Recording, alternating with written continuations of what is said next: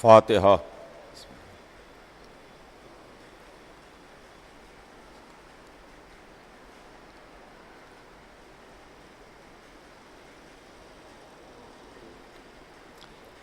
اعوذ باللہ السمیع العلیم من الشیطان اللعین الرجیم، بسم اللہ الرحمن الرحیم۔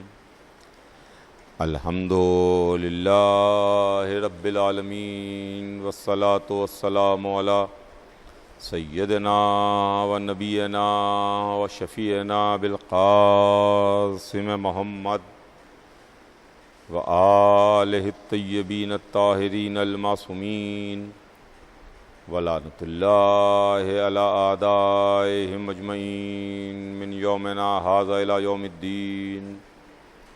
اما بعد فقد قال اللہ سبحانہ تبارک و تعالی فی کتابہ المبین وہو اصدق الصادقین۔ بسم اللہ الرحمن الرحیم۔ ان الدین عند اللہ الاسلام۔ خداوند عالم قرآن مجید میں ارشاد فرماتا ہے کہ یقیناً دین اللہ کے نزدیک اسلام ہے۔ سلسلہ بیان ذہن عالی میں ہوگا، ہمارے اور آپ کے درمیان ایک گفتگو کا موضوع اور ایک عنوان چھڑا ہے، اور عنوان ہے سلسلہ ہدایت۔ عزیزان گرامی،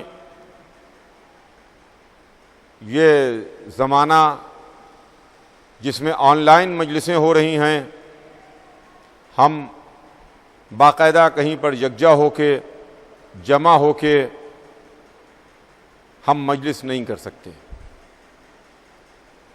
اور جیسا کہ آپ تمام حضرات شرکت کر رہے ہیں، مجالس سماعت فرما رہے ہیں، زیادہ تر مجالس آن لائن منعقد ہو رہی ہیں، لہٰذا میں نے بھی اس عشرے کے عنوان کے تعلق سے سوچا کہ آپ کے سامنے کچھ اس سلسلے کی گفتگو ہو جائے، کچھ ان باتوں پر روشنی پڑ جائے جو باتیں رہبروں کی ہیں، جو باتیں ہادیوں کی ہیں، جو ہماری ہدایت کرنے کے واسطے آئے، جو ہماری رہبری کے لیے آئے۔ چنانچہ کل میں نے آپ کی خدمت میں حضرت آدم کے تعلق سے کچھ عرض کیا تھا، اور یہ بات آپ کی خدمت میں عرض کی تھی کہ ہمارے قانون بدلتے رہتے ہیں، ہمارے دستور میں تبدیلی آتی رہتی ہے، مگر الہی قانون و دستور جو بن جاتا ہے وہ صبح قیامت تک کے واسطے رہتا ہے، اس میں کوئی تبدیلی کا امکان نہیں ہے۔ جو دستور بن گیا، جو اصول بن گیا، جو قانون بن گیا، اب اس میں کوئی تبدیلی نہیں ہوگی۔ چنانچہ پروردگار عالم نے، ہمارے خالق نے، ہمیں پیدا کرنے والے نے ایک اصول بتایا، اور اصول یہ تھا کہ کن اصولوں کے سائے میں کاروان ہدایت آگے بڑھے گا، کن اصولوں کی چھاؤں میں سلسلہ ہدایت آگے بڑھتا رہے گا۔ وہ اصول کہیں باہر مرتب نہیں ہوئے، وہ اصول ہمیں کسی حدیث سے نہیں ملے جس کے لیے یہ بحث ہو کہ یہ حدیث معتبر ہے کہ غیر معتبر ہے۔ ہم نے وہ اصول کسی کتاب سے نہیں لیے جس کے لیے یہ بحث کی جائے کہ کتاب کو آپ مانتے ہیں، ہم نہیں مانتے، ہم مانتے ہیں، آپ نہیں مانتے۔ یہ تمام اصول کہ کن اصولوں کے سائے میں سلسلہ ہدایت آگے بڑھے گا، اس کتاب کے اندر موجود ہیں جس میں عالم اسلام میں کوئی اختلاف نہیں ہے، جس کو تمام مسلمان مانتے ہیں، جس پر تمام مسلمان متفق ہیں، یعنی وہ کتاب قرآن مجید، وہ کتاب کتاب اللہ ہے۔ اللہ نے حضرت آدم کے تعلق سے بہت تفصیل کے ساتھ، بہت وضاحت کے ساتھ ان کی خلقت کا ذکر کر دیا، ان کی خلقت کا تذکرہ کر دیا۔ عزیزان گرامی، کل کی مجلس سے آج اپنے بیان کو ربط دیتے ہوئے اپنی بات کو آگے بڑھاؤں۔ کل میں نے بات کو لا کے یہاں پر تمام کیا تھا کہ حضرت آدم کو جنت سے نکالا نہیں گیا بلکہ جنت سے زمین پر بھیجا گیا۔ اس کے واسطے میں بہت تفصیل کے ساتھ، بہت وضاحت کے ساتھ روشنی ڈال چکا۔ آج بیان کا سلسلہ آگے بڑھتا ہے۔ فرشتوں سے مٹی جنت میں منگائی، جنت میں حضرت آدم کا پیکر بنا، پیکر کو درست کیا گیا، مٹی کو گوندھا گیا، پیکر بن کے تیار ہوا۔ جب اللہ نے آدم کے پیکر کو درست کیا، جب اللہ نے آدم کے پیکر کو جنت میں بنایا، تو قرآن میں ہے کہ اس کو ہم نے اپنے دونوں ہاتھوں سے درست کیا۔ آپ قرآن اٹھا کے دیکھیے، آپ کو کتاب اللہ میں مل جائے گا کہ اللہ کہتا ہے کہ پیکر آدم کو ہم نے اپنے دونوں ہاتھوں سے بنایا اور دونوں ہاتھوں سے درست کیا۔ ہم تو قرآن پڑھ رہے تھے اور پہلے ہی دن ہماری توحید میں ایک سوال کھڑا کر دیا، کوشچن مارک لگا دیا کہ معبود پالنے والے، ہم تو تیرا یہ تصور رکھتے ہیں کہ تیرے ہاتھ نہیں ہیں، تیرے پیر نہیں ہیں، تیری ذات ہاتھ و پیر سے مبرہ ہے، لیکن پھر تو نے اس کتاب میں کیوں کہا کہ ہم نے اپنے دونوں ہاتھوں سے آدم کے پیکر کو درست کیا، آدم کا پیکر بنایا؟ قرآن کی تلاوت کرتے ہوئے ہم آگے بڑھے۔ آدم کے بعد جب ہم جناب نوح تک پہنچے تو جناب نوح کے تعلق سے آواز قدرت آئی، نوح سفینہ بناؤ، میری نگاہوں کے سامنے بناؤ، میری نظروں کے سامنے بناؤ۔ یہاں پر میں ہاتھ جوڑ کے عرض کروں اللہ کی سرکار میں کہ معبود پالنے والے، یہ تیری کیسی توحید ہے، ہم کیسا تیرا تصور رکھتے ہیں؟ ہم تو یہ مانتے ہیں کہ تیری ذات اس سے مبرہ ہے، تو ہاتھوں کا خالق ہے، تو پیروں کا خالق ہے، تو نگاہوں کا خلق کرنے والا ہے، تو روحوں کا خلق کرنے والا ہے۔ نہ تیرے ہاتھ ہیں، نہ تیرے پیر ہیں، نہ تیری آنکھیں ہیں، نہ تیری روح ہے، نہ تیرا جسم ہے۔ پالنے والے، ہم تیری ذات کو اس سے مبرہ سمجھتے ہیں، لیکن ایک طرف ہم تیری ذات کو اس سے مبرہ سمجھ رہے ہیں، دوسری طرف تیری ہی سب سے بڑی کتاب میں یہ ہم پڑھتے ہیں تو ہمارا ذہن سوالیہ نشان لگا دیتا ہے، کوشچن مارک کھڑا کر دیتا ہے۔ جب تو نے کہا کہ ہم نے اپنے دونوں ہاتھوں سے آدم کے پیکر کو درست کیا، جب تو نے یہ فرمایا کہ نوح میری نگاہوں کے سامنے سفینہ بناؤ، پالنے والے تیری نگاہیں تو ہر طرف ہیں، تو ہر جگہ دیکھتا ہے، سمندر کی گہرائیوں میں بھی تو دیکھتا ہے، فضاؤں اور خلاؤں سے بھی تو واقف ہے، یہاں تک کہ دل کے حال سے، دل کی گہرائیوں سے بھی واقف ہے۔ جہاں بھی سفینہ بنے گا تیری نگاہوں کے سامنے بنے گا، تیری نظروں کے سامنے بنے گا۔ پالنے والے، یہ میری توحید کو کیا ہو رہا ہے؟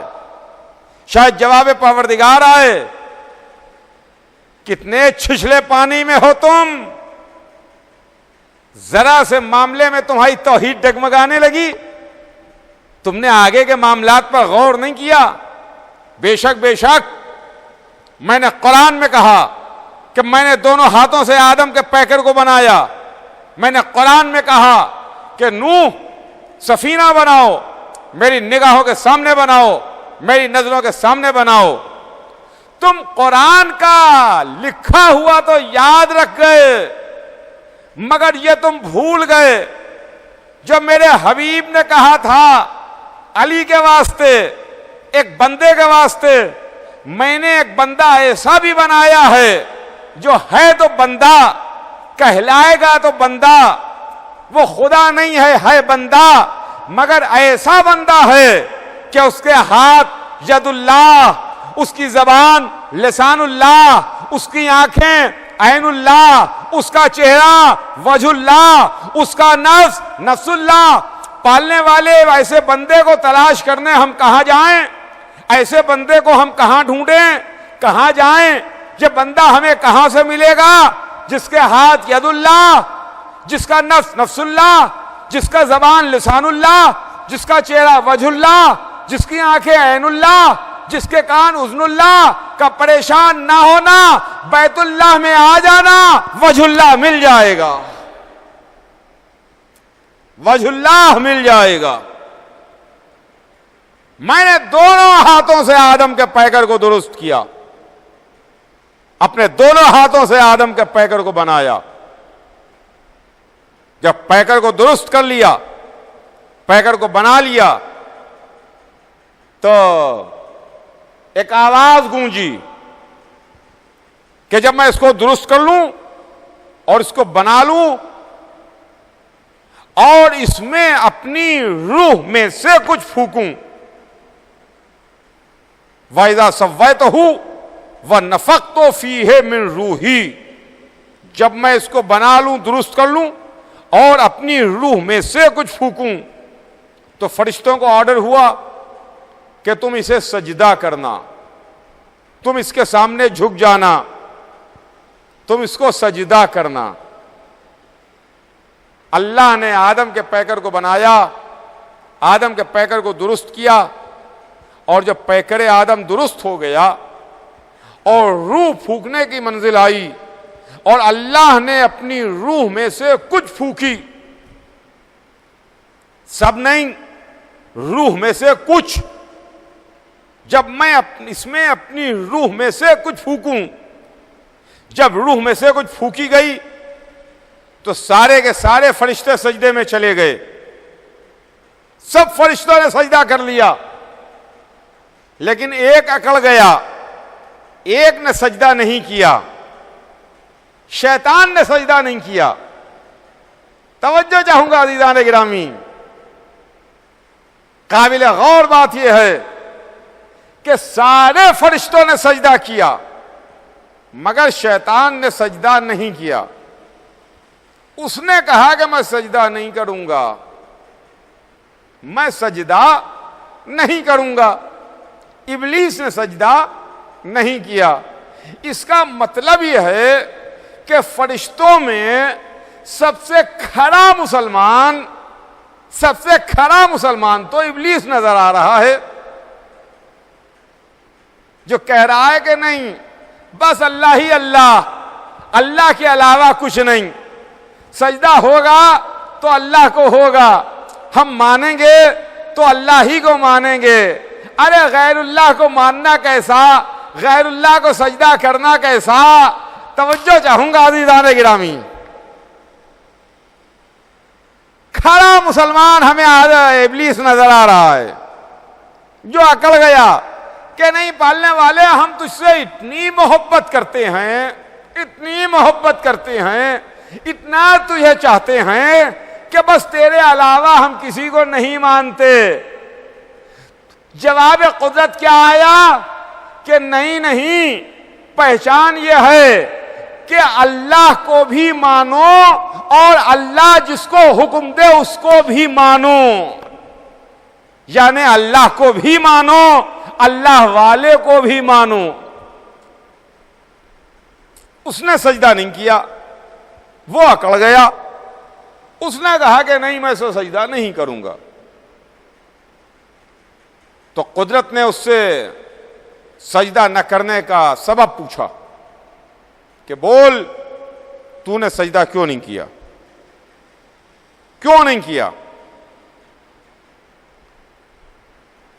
تو اس نے جواب دیا کہ معبود، پالنے والے، میں نے سجدہ اس واسطے نہیں کیا کہ تو نے مجھے آگ سے خلق کیا ہے، ان کو خاک سے خلق کیا ہے، مٹی سے خلق کیا ہے، لہذا ہم ان کو سجدہ نہیں کریں گے۔ ہم کو تو نے آگ سے بنایا، ان کو مٹی سے بنایا، آگ مٹی سے افضل ہوتی ہے، لہذا ہم افضل ہو کر کے مفضول کو سجدہ نہیں کریں گے۔ چلیے بات ہماری سمجھ میں آئی کہ افضل مفضول کو سجدہ نہیں کرے گا، مگر ہماری حیرانی کی انتہا نہیں رہی جب ہم نے یہ دیکھا کہ نور کے بنے فرشتوں نے سجدہ کر لیا۔ جو درمیانی تھا آگ والا اس نے سجدہ نہیں کیا، جو آگ سے بھی سپیریئر ہے، افضل ہے، بڑا ہے، نور، اس نے سجدہ کر لیا۔ تو جو نور سے بنے ہوئے فرشتے تھے ان سے ہم نے سوال کیا، اے نوری فرشتوں، تم نے کیوں سجدہ کیا؟ تمہارے سجدہ کرنے کا کیا سبب تھا؟ تم تو خاک سے بھی افضل ہو، تم تو آگ سے بھی افضل ہو، تم نے سجدہ کیوں کیا؟ تو انہوں نے دوسری ریزننگ دی، انہوں نے دوسرا سبب بیان کیا۔ ان کا سبب یہ تھا کہ سنو، میں نے اس واسطے سجدہ کیا کہ میں یہ نہیں دیکھ رہا تھا کہ بنا کاہے سے ہے، بلکہ ہم حکم پروردگار کے سامنے سجدہ کر رہے تھے۔ ہم یہ دیکھ رہے تھے کہ آرڈر کون دے رہا ہے، ہم یہ دیکھ رہے تھے کہ حکم کون دے رہا ہے، ہم یہ دیکھ رہے تھے کہ سجدہ کرنے کے لیے ہمیں حکم کس نے دیا ہے۔ تو اب جنت میں دو طرح کی نظریے سامنے آئے، جنت میں دو الگ الگ ریزننگ پیش کی گئیں۔ ایک شیطان کی ریزننگ تھی سجدہ نہ کرنے کی، ایک ملائکہ کی ریزننگ تھی سجدہ کرنے کی۔ شیطان کی دلیل یہ تھی کہ ہم اس واسطے سجدہ نہیں کریں گے کہ آگ مٹی سے افضل ہے، لہذا افضل چیز مفضول کو سجدہ نہیں کر سکتی۔ نور کے بنے ہوئے فرشتے، ان کی دلیل یہ تھی کہ ہم نے اس واسطے سجدہ کیا کہ ہمیں آرڈر کون کر رہا ہے، ہمیں حکم کون دے رہا ہے، ہمیں سجدہ کرنے کے لیے کس نے کہا ہے۔ تو اب عزیزان گرامی، ابھی پہلا انسان خلق ہو رہا ہے، انسان اول کے جسم میں روح پھونکی گئی ہے کہ دو نظریے سامنے آئے، دو آئیڈیالوجیز سامنے آئیں، دو مکتب فکر سامنے آئے، دو اسکول آف تھاٹ سامنے آئے۔ وہ یہ تھے، ایک کہہ رہا تھا کہ بنا کاہے سے ہے، دوسرا کہہ رہا تھا کہ نسبت کدھر ہے، منسوب کدھر ہے۔ یہ دونوں نظریے جنت میں پنپے، یہ دونوں نظریے جنت میں پیدا ہوئے۔ بنا کاہے سے ہے یہ نظریہ بھی جنت ہی میں پیدا ہوا، اور منسوب کدھر ہے، حکم کس نے دیا ہے، نسبت کدھر ہے، یہ بھی نظریہ جنت ہی میں پروان چڑھا۔ آج بھی عزیزان گرامی ہمارے درمیان یہی دو نظریے موجود ہیں، ایک ہے شیطانی نظریہ، ایک ہے ملکی نظریہ۔ شیطانی نظریہ یہ ہے کہ بنا کاہے سے ہے، ملکی نظریہ یہ ہے کہ منسوب کدھر ہے، نسبت کدھر ہے، حکم کون دے رہا ہے۔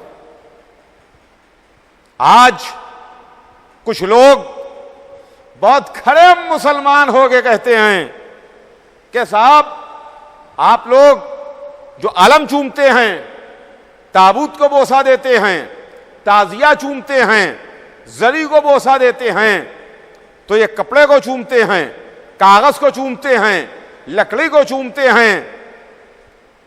یہ لکڑی کو چومنا کیسا، کاغذ کو چومنا کیسا، کپڑے کو چومنا کیسا، یہ چومنا کیسا ہے؟ تو اس سلسلے میں پہلے آپ معاملے کو سمجھ کے چلیے تو معاملہ خود بخود سامنے آ جائے گا۔ دیکھیے، ایک ہے تعظیم، احترام، اور ایک ہے عدم احترام، احترام نہ کرنا، تعظیم نہ کرنا۔ جو شیطان کا نظریہ ہے، جو ابلیس کا نظریہ تھا، وہ عدم احترام کا تھا، عدم تعظیم کا تھا، اور جو ملائکہ کا نظریہ تھا وہ احترام والا نظریہ تھا، تعظیم والا نظریہ تھا۔ آج لاکھوں برس کے بعد ہمارے درمیان بھی یہی دو آئیڈیالوجیز موجود ہیں، یہی دو اسکول آف تھاٹس موجود ہیں، اس لیے کہ جب ہم نے عالم کو چوما، ہم نے تعزیہ کو چوما، ہم نے زری کو چوما، ہم نے امام باڑے میں جا کے بوسہ دیا، تو کچھ لوگوں نے کہا کہ آپ نے کپڑے کو چوما، آپ نے کاغذ کو چوما، آپ نے لکڑی کو چوما۔ تو ہم ان کو یہ بات بتانا چاہتے ہیں کہ نہ ہم کاغذ کو چومتے ہیں، نہ لکڑی کو چومتے ہیں، نہ کپڑے کو چومتے ہیں، بلکہ ہم احترام کو چومتے ہیں، نسبت کو بوسہ دیتے ہیں۔ احترام اور نسبت کیا ہے؟ یہ جو علم لگا ہوا ہے یہ کپڑے کا ہے۔ ہم نے چوما تو ہم نے کپڑے کو نہیں چوما، اس علم کو نسبت ہے حضرت عباس سے، لہذا ہم نے کپڑا نہیں چوما، حضرت عباس ان کی وفا کو ہم نے بوسہ دیا۔ تو عباس کی وفا کہاں ملے گی؟ حضرت عباس کی عظمت ہمیں کہاں نظر آئے گی؟ لہذا علم کے کپڑے کو چوم کے، علم کو چوم کے ہم وفائے عباس کو چوم رہے ہیں، عظمت عباس کے سامنے ہم سر تسلیم خم کیے ہوئے ہیں اور ان کو بوسہ دے رہے ہیں۔ حسین کا تعزیہ، حسین کی زری کو ہم نے چوما تو ہم نے حسین ابن علی کی عظمت کو چوما۔ حسین کہاں ملیں گے ہمیں جو ہم حسین کے قدم مبارک کو بوسہ دیں؟ اس زمین کو ہم بوسہ دیں جس زمین پر حسین کے قدم مبارک پڑے ہیں۔ حسین کی نالینیں کہاں ملیں گی جنہیں ہم اٹھا کے اپنی دہن سے لگائیں، اپنی آنکھوں سے لگائیں، اپنے سر پر رکھیں؟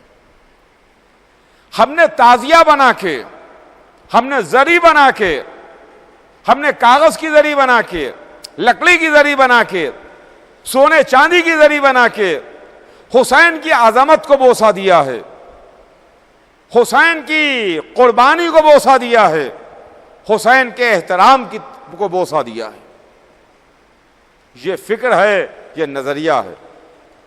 اب وہ لوگ جو یہ کہتے ہوئے نظر آتے ہیں کہ آپ نے کپڑے کو چوما، آپ نے کاغذ کو چوما، تو ان کے واسطے ہم یہ سمجھتے ہیں کہ یہ شیطان کا نظریہ لیے ہوئے پیدا ہوئے ہیں، اور جو کپڑے کو چوم رہے ہیں، کاغذ کو چوم رہے ہیں، نسبت کو چوم رہے ہیں، احترام کو بوسہ دے رہے ہیں، ان کے واسطے ہم یہ نظریہ رکھتے ہیں کہ یہ ملائکہ کا نظریہ لے کے پیدا ہوئے ہیں۔ تو معلوم یہ ہوا ہمارے درمیان آج ابلیس کے ماننے والے بھی موجود ہیں، آج ملائکہ کی سیرت پر چلنے والے بھی موجود ہیں۔ تو یہ منزل ہے عزیزان گرامی۔ جنت میں شیطان اکڑ گیا کہ نہیں میں سجدہ نہیں کروں گا۔ قدرت نے اس سے پوچھا، اس سے سوال کیا، تو نے سجدہ کیوں نہیں کیا؟ تو نے غرور کیا؟ تو نے تکبر کیا؟ یا تو بڑے لوگوں میں تھا؟ سنیے گا عزیزان گرامی، تو نے غرور کیا۔ یہ قدرت ابلیس سے سوال کر رہی ہے، ابلیس سے کوشچننگ ہو رہی ہے کہ تو نے سجدہ کیوں نہیں کیا؟ تو نے غرور کیا، تو نے تکبر کیا، یا تو بڑے لوگوں میں تھا؟ پالنے والے، اگر ابلیس نے غرور کیا ہے تو غلط کیا ہے۔ تیری کبریائی کے سامنے غرور کیسا؟ تکبر کیا ہے، غلط کیا ہے۔ تیری بزرگی کے سامنے تکبر کیسا، غرور کیسا؟ تیرے سامنے کس کا غرور، تیرے سامنے کس کا تکبر؟ غرور و تکبر بالکل غلط ہے۔ لیکن پالنے والے، ایک بات ہماری سمجھ میں نہیں آتی، یہ جو تو نے کہا کہ کیا تو بڑے لوگوں میں استکبرتا ان کنت من العالین، تو نے غرور کیا، تکبر کیا، یا تو عالین میں ہے، بڑے لوگوں میں ہے؟ بڑے لوگوں میں، عالین میں، عالین جمع ہے علی کی، علی کی جمع ہے، پلورل ہے عالین، تو بڑے لوگوں میں۔ اس کا مطلب یہ ہے کہ آدم کی خلقت کے پہلے کچھ علی ہیں، کچھ علی ہیں، تبھی تو قدرت کہہ رہی ہے کہ تو عالین میں، تو نے سجدہ کیوں نہیں کیا؟ پالنے والے، یہ بات ہماری سمجھ میں نہیں آئی۔ اگر غرور ہے تو غلط ہے، تکبر ہے تو غلط ہے، مگر عالین کا فلسفہ ہماری عقل میں نہیں آ رہا ہے۔ یہ بڑے لوگوں میں کیا ہے؟ لیکن قرآن ہے عزیزان گرامی، اس کو تو آپ کو ماننا پڑے گا، یہاں رکنا پڑے گا، ٹھہرنا پڑے گا، تیزی کے ساتھ بھاگنا نہیں ہے۔ ٹھہریے، رکیے، غور کیجئے، آیت کو 10 بار نہیں 100 بار پڑھیے، تفسیریں اٹھا کے دیکھیے، تاریخ میں جائیے، احادیث میں جائیے، کتابوں کے ورق گردانی کیجئے، تب عالین سمجھ میں آئے گا، تب سمجھ میں آئے گا کہ عالین کون ہیں۔ کچھ علی ہیں، کچھ عالین ہیں، کچھ بڑے لوگ ہیں جن کو آدم کو سجدہ کرنے سے مستثنا رکھا گیا، جن کو ایگزمپٹ کیا گیا، الگ کر دیا گیا کہ وہ آدم کو سجدہ کریں، یعنی جو بڑے لوگ ہیں وہ آدم کو سجدہ نہیں کریں گے۔ تبھی تو قدرت نے کہا کہ تو بڑے لوگوں میں تھا جو تو نے سجدہ نہیں کیا۔ تو اب آئیے ہم تلاش کریں کہ بڑے لوگ کون ہیں، اس لیے کہ بڑوں کی تلاش کرنا بھی بہت ضروری ہے۔ اگر ہم بڑوں کو تلاش نہ کریں تو بہت غلط بات ہو جائے گی، اگر ہم بڑوں کو تلاش نہ کریں۔ اس لیے کہ قرآن ان کو بڑا کہہ رہا ہے، اللہ اس کو بڑا کہہ رہا ہے۔ یعنی مثال ہے عزیزوں، اس لیے کہ ہمارے پاس دوسری لفظیں نہیں ہیں، ہمارے پاس سمجھانے کے واسطے کوئی دوسرا معاملہ نہیں ہے کہ جو ہم آپ کو بتا سکیں، سمجھا سکیں، آپ کو کن لفظوں میں سمجھائیں۔ مثال کے طور پر یہ ہمارا ملک ہے ہندوستان، جہاں سب سے بڑی کرسی، سب سے بڑی شخصیت، سب سے بڑی ذات جو ہندوستان کی کانسٹیٹیوشن کے حساب سے ہے وہ صدر ہندوستان ہے۔ سب سے بڑا ہندوستان کا صدر ہوتا ہے، صدر محترم سب سے بڑے ہیں ہندوستان میں۔ اب جو ہندوستان کا صدر ہے، سب سے بڑا ہے، وہ اگر کسی کو بڑا کہے تو سوچنا پڑے گا نا کہ وہ بڑا کون ہے جس کو صدر بڑا کہہ رہا ہے، وہ بڑا کون ہے جسے پریزیڈنٹ بڑا کہہ رہا ہے۔ تو قرآن کہہ رہا ہے کہ تو بڑے لوگوں میں تھا، تو جو کائنات عالم کا خالق و مالک ہے، سب سے بڑا ہے، وہ کہہ رہا ہے کہ تو کیا بڑے لوگوں میں تھا؟ تو ہمیں سرسری نظر سے پڑھتے ہوئے گزر نہیں جانا چاہیے، بلکہ رکنا چاہیے، ٹھہرنا چاہیے، غور کرنا چاہیے کہ بڑے لوگ کون ہیں۔ تلاش کیجئے آپ، میں چیلنج دیتا ہوں علماء اسلام کو کہ آپ بتائیے کہ آدم کی خلقت کے پہلے کون بڑے لوگ ہیں جن کو قرآن کہہ رہا ہے کہ تو بڑے لوگوں میں تھا، تو نے سجدہ کیوں نہیں کیا؟ میں اپنے سوال کا جواب چاہتا ہوں علماء اسلام سے، وہ بڑے لوگ کون ہیں؟ ہمیں اس کے نام بتائے جائیں، ہمیں وہ شخصیات پہچانوائی جائیں جو آدم کی خلقت کے پہلے بھی بڑی ہیں اور ایسی بڑی ہیں، ایسی بڑی ہیں، ایسی بڑی ہیں کہ اللہ انہیں بڑا کہہ رہا ہے۔ آدم کی خلقت سے پہلے موجود ہیں اور بڑی ہیں۔ تو عزیزان گرامی، ہم اگر ادھر ادھر تلاش کریں تو ادھر ادھر تلاش کرنے میں ہمیں شخصیتیں نہیں ملیں گی۔ ہم بڑوں ہی کی محفل میں بڑوں کو تلاش کریں، بڑوں ہی کی بزم میں بڑوں کو تلاش کریں۔ ہم نے بڑوں کے بیچ بڑوں کو تلاش کیا، ہم تلاش کرنے کے لیے ادھر ادھر نہیں گئے۔ ہم نے جو بڑوں کی تلاش کی، یا قرآن نے بڑوں کو تلاش کیا، یا احادیث محمد میں بڑوں کو تلاش کیا۔ رسول کی حدیث میں دیکھا، قرآن کی آیتوں میں دیکھا۔ ہمیں سب سے پہلے رسول کی حدیث ملی، جہاں سرکار دو عالم ارشاد فرماتے ہیں کہ اول ما خلق اللہ نوری، اللہ نے سب سے پہلے میرے نور کو خلق کیا۔ اور اس کے بعد حدیث آگے بڑھتی ہے، انا والی من نور واحد، میں اور علی دونوں ایک نور سے ہیں۔ دیکھا آپ نے، نہ زمین بنی نہ آسمان، نہ چاند بنا نہ سورج، نہ ستارے بنے نہ کائنات، نہ ہوائیں چلی نہ فضائیں، نہ دریا خلق ہوئے نہ سمندر، نہ جن خلق ہوئے نہ انسان، نہ ملائکہ خلق ہوئے، نہ جنت کو پیدا کیا، نہ دوزخ کی خلقت ہوئی، نہ زمانہ بنا نہ وقت، کچھ نہیں ہے، نور پروردگار ہے۔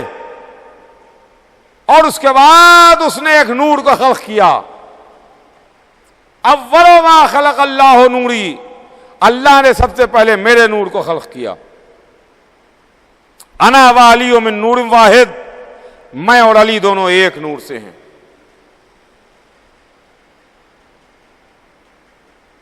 ایک حدیث، ایک بات۔ اس کے آگے بڑھیے، قرآن کی آیت پکارتی ہے نہیں، احادیث رسول پکارتی ہے۔ ابھی حدیث ہے، کنت نبیان آدم بین الماء والتین، میں نبی تھا اور آدم آب و گل میں تھے۔ میں نبی تھا اور آدم آب و گل میں تھے۔ اس کا مطلب یہ ہے کہ رسول کے سر پر تاج رسالت ہے جب آدم کی خلقت نہیں ہوئی ہے۔ آدم آب و گل کے درمیان ہیں، وہ نبی ہیں، وہ رسول ہیں، وہ اپنا ڈیزگنیشن بتا رہے ہیں، اپنا عہدہ بتا رہے ہیں۔ یہ نہیں کہا کہ میں محمد تھا، میں اس کا بندہ تھا، نہیں، میں نبی تھا، تاج نبوت رکھا جا چکا تھا جب آدم آب و گل کے درمیان تھے۔ تو عزیزان گرامی، کچھ لوگ ہیں، کچھ بزرگ ہستیاں ہیں جو آدم کی خلقت سے پہلے بھی بڑی ہیں، کائنات کی خلقت سے پہلے بھی بڑی ہیں، فرشتوں کے خلق ہونے سے پہلے بھی بڑی ہیں۔ اور جب دنیا کا فرش بچھایا جا رہا تھا اس وقت بھی کچھ ذاتیں تھیں جو بڑی تھیں، اور جب کائنات کا بستر لپیٹا جا رہا ہوگا اس وقت بھی کچھ ذاتیں ہوں گی جو بڑی ہوں گی. چنانچہ اس کی منظر کشی قرآن میں ہے. قرآن میں ایک سورہ ہے، اٹھا کے دیکھ لیجئے، قیامت کا منظر ہے. بسم اللہ الرحمن الرحیم. اذا زلزلت الارض زلزالها، وہ دن جس دن زمین کس کے ہلا دی جائے گی، زور سے ہلا دی جائے گی. اس دن کیا ہوگا؟ زمین کو زلزلہ ہوگا، زمین کپکپا رہی ہوگی کہ ایک انسان زمین پر ہاتھ رکھ کے کہے گا کہ زمین تجھے کیا ہو گیا ہے، تجھے کیا ہو گیا ہے. تو زمین اپنے دل کے حال بیان کرے گی، زمین اپنے راز اگلے گی. انسان زمین پر ہاتھ رکھ کے کہے گا. وہ انسان کون ہے؟ ہم نہیں ہیں، آپ نہیں ہیں، کوئی مولانا نہیں ہیں، کوئی عالم نہیں ہیں، کوئی مفتی نہیں ہیں، کوئی حاجی صاحب نہیں ہیں. ایک انسان ہے جو زمین پر ہاتھ رکھ کے کہے گا کہ تجھے کیا ہو گیا ہے. تو زمین اس سے بولے گی، زمین اس سے باتیں کرے گی، زمین اس سے اپنے دل کے چھپے ہوئے راز ظاہر کرے گی. وہ انسان کون ہے؟ تفسیر میں جا کے دیکھیے تو وہ انسان کوئی غیر نہیں ہے، وہ انسان وہی ہے کہ جو ابو تراب ہے، جس کا نام علی ہے. جب کائنات بن رہی تھی تب بھی وہ علی تھے، جب کائنات کا بستر لپیٹا جا رہا ہوگا تب بھی وہ علی ہوں گے، تب بھی وہ علی ہوں گے. تو نے غرور کیا، تو نے تکبر کیا، یا تو بڑے لوگوں میں تھے؟ اب سمجھ میں آیا کہ بڑے لوگ کون ہیں؟ اول ما خلق اللہ نوری انا والی من نور واحد. بس وقت تمام اور بات تمام. کل انشاءاللہ بات اس کے آگے آپ کی خدمت میں عرض کروں گا. آج وقت تمام ہو رہا ہے، لہذا گفتگو بھی تمام ہو جائے. یہ ہمارے جد، ہمارے بزرگ حضرت آدم ہیں. بے شک جب اللہ نے جناب آدم کو خلق کیا اور حضرت آدم کو پیدا کیا تو جناب آدم نے خلق ہونے کے بعد، بننے کے بعد عرش اعظم الہی پر کچھ نام لکھے ہوئے دیکھے. آدم نے پہلا نام دیکھا تو آدم کے چہرے پر مسکراہٹ آئی. دوسرا نام دیکھا، آدم کا چہرہ کھلا. تیسرا نام دیکھا، آدم کا دل خوش ہوا. چوتھا نام دیکھا، آدم بہت خوش نظر آ رہے ہیں. لیکن 4 نام پڑھنے کے بعد جو چہرے پر خوشی تھی، 4 نام پڑھنے کے بعد جو چہرے پر ایک شادابی نظر آ رہی تھی، 5واں نام پڑھتے ہی اچانک وہ چہرہ کملا گیا. بے اختیار آنکھوں سے آنسو جاری ہو گئے اور اللہ کی سرکار میں ہاتھ جوڑ کے عرض کی، معبود یہ میں عرش اعظم پر کیا لکھے ہوئے دیکھ رہا ہوں؟ یہ کس کے نام ہیں جو 4 نام دیکھنے کے بعد میرا دل خوش ہو رہا ہے اور 5واں نام دیکھنے کے بعد میرا دل ڈوبا جا رہا ہے، میری آنکھیں اچانک گریا کناں ہیں. کہ ایک مرتبہ جواب پروردگار آیا، آدم تم نے صحیح کہا، یہ عرش آدم پر 5 نام لکھے ہوئے ہیں.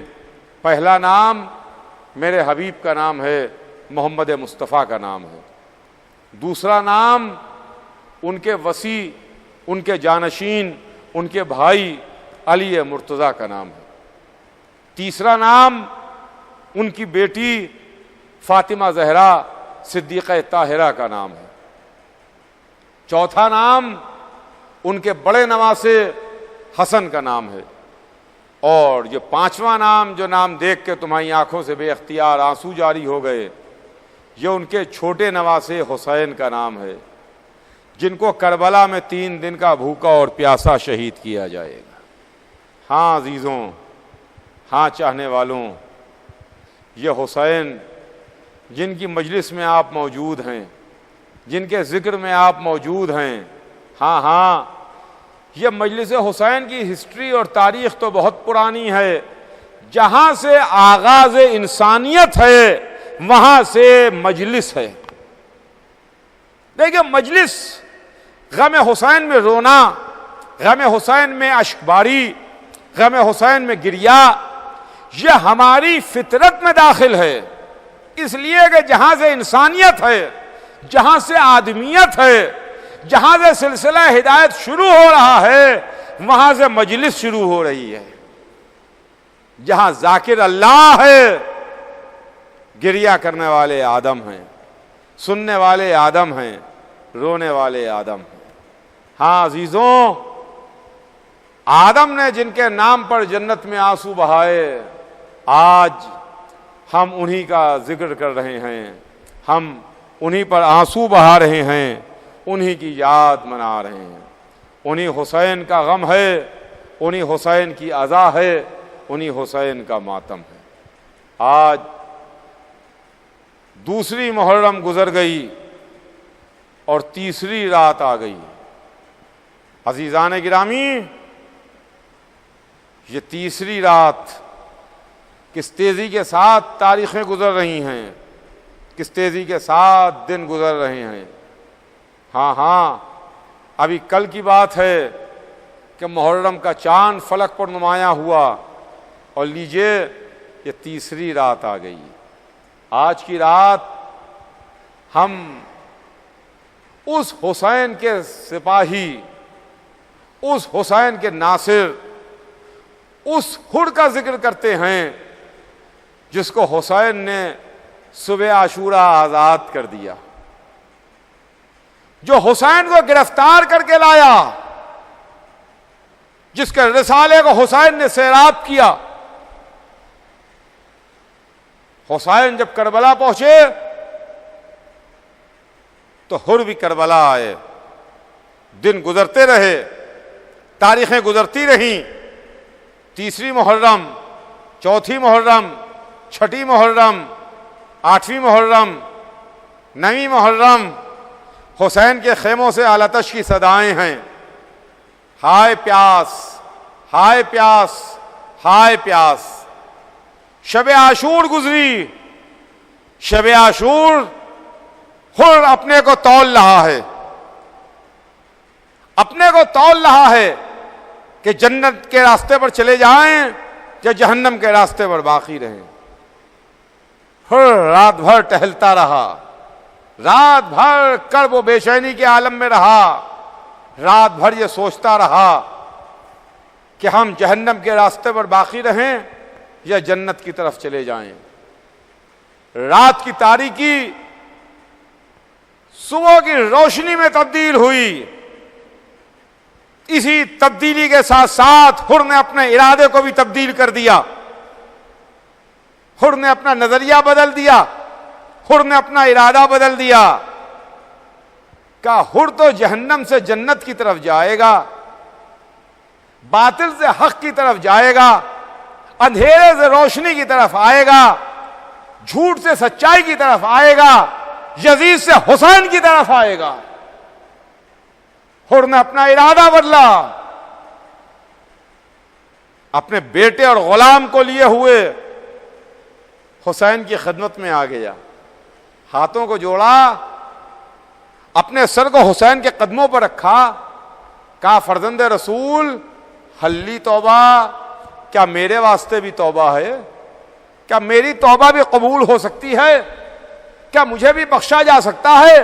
اے آقا، میں ہی آپ کو گھیر کے لایا، میں نے ہی آپ کا راستہ روکا، میں ہی آپ کو سرزمین کربلا کی جانب لایا، مگر مولا میں اپنے گناہوں کی خطا کی معافی چاہتا ہوں، میں آپ کے سامنے ہاتھ جوڑ کے سوالی بنا ہوا آیا ہوں۔ اپنے سر کو حسین کے قدموں پر رکھا. یہ ہر کا ایک سفر تھا جو حسین کے قدموں سے شروع ہوا اور حسین کے سینے پر آ کے تمام ہوا. آیا اپنی پیشانی کو, اپنے ماتھے کو حسین کے قدموں پر رکھا اور حسین نے ہر کے سر کو اٹھایا اور سر کو اٹھا کے اپنے سینے سے لگا لیا, اپنے کلیجے سے لگا لیا. دیکھیے ہر مبارک ہو آپ کو, آپ نے حسین کے قدموں پر اپنا سر رکھا, حسین نے اتنا مرتبہ آپ کو دے دیا کہ وہ سر جو حسین کے قدموں پر آیا تھا وہ حسین کے سینے سے آ کے لگ گیا, وہ حسین کے سینے سے آ کے لگ گیا. حسین نے اپنے سینے سے لگا لیا. کہا ہر مرحبا, ہر کیا خوب تیری ماں نے تمہارا نام ہر رکھا, تم دنیا میں بھی آزاد ہو, آخرت میں بھی آزاد ہو, یہاں بھی آزاد ہو, وہاں بھی آزاد ہو. کیا خوب تمہاری ماں نے تمہارا نام رکھا. لیجئے ہر کے گناہ معاف ہوئے, ہر کی خطائیں بخش دی گئیں. حسین نے ہر کو معاف کر دیا, ہر کے سر کو اپنے کلیجے سے لگا لیا. تو ہر نے ہاتھ جوڑے, کہا فرزند رسول میں مہمان ہوں. فرزند رسول مہمان اگر آرزو کرے, مہمان کسی چیز کی خواہش کرے تو میزبان کو رد نہیں کرنا چاہیے. حسین نے ہر سے پوچھا, ہر تمہاری کیا تمنا ہے, کیا چاہتے ہو, کیا آرزو ہے تمہاری؟ کہا آقا یہ میرا بیٹا ہے, میں چاہتا ہوں کہ آپ اسے لڑنے کی اجازت دے دیجئے, اسے مرنے کی اجازت دے دیجئے. تو حسین نے ایک جملہ کہا, ہر اپنے سامنے اپنے جوان بیٹے کی میت دیکھو گے, اپنے سامنے اپنے جوان بیٹے کا جنازہ دیکھو گے؟ کہ ایک مرتبہ ہر نے تڑپ کے کہا آقا میں دیکھنا چاہتا ہوں کہ جوان کا داغ کیسا ہوتا ہے, اس لیے کہ میں نے بھی فاطمہ کا دل دکھایا ہے, میں نے بھی فاطمہ زہرا کا دل دکھایا ہے. لیجئے لیجئے, ہر کے بیٹے کو حسین نے مقتل کی اجازت دی. بہادر باپ کا بہادر بیٹا مقتل میں سدھارا, میدان میں آیا, قیامت کی لڑائی لڑا, قیامت کا جہاد کیا, قیامت کی تلوار چلائی. کیوں نہ تلوار چلاتا, ہر کا بیٹا تھا, شجاع کا بیٹا تھا, بہادر کا بیٹا تھا, سردار کا بیٹا تھا. مگر کہاں تک لڑتا, لڑتے لڑتے گھوڑے سے زمین پر آیا, اپنے باپ کو مدد کے واسطے آواز دی, اے بابا میری مدد کو آئیے. بوڑھا باپ تیزی سے چلا کہ اپنے بیٹے کے سرہانے پہنچے. اب جو قریب پہنچا تو دیکھا حسین پہلے سے موجود تھے.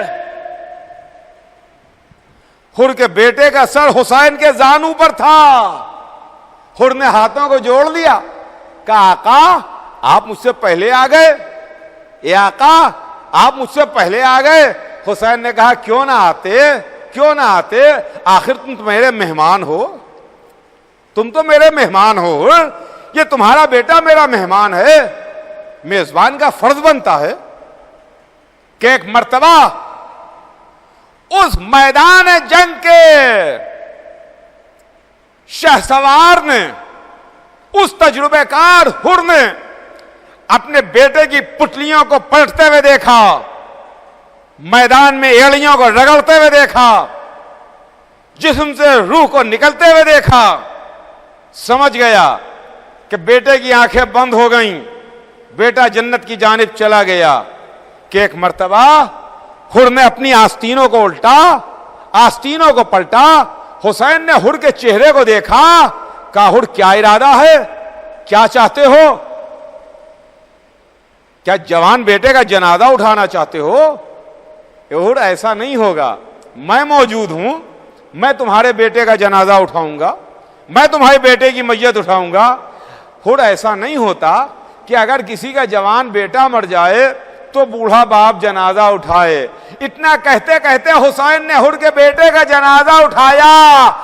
میں کہوں گا حر، شرط وفا یہ ہے کہ عصر عاشور آ جانا، جب بوڑھا باپ جوان بیٹے کا جنازہ اٹھا رہا ہو، آگے کہہ دینا اے آقا آپ نے صبح کو کہا تھا بوڑھا باپ جوان کا جنازہ نہیں اٹھاتا، علی اکبر کی میت ہم اٹھائیں گے۔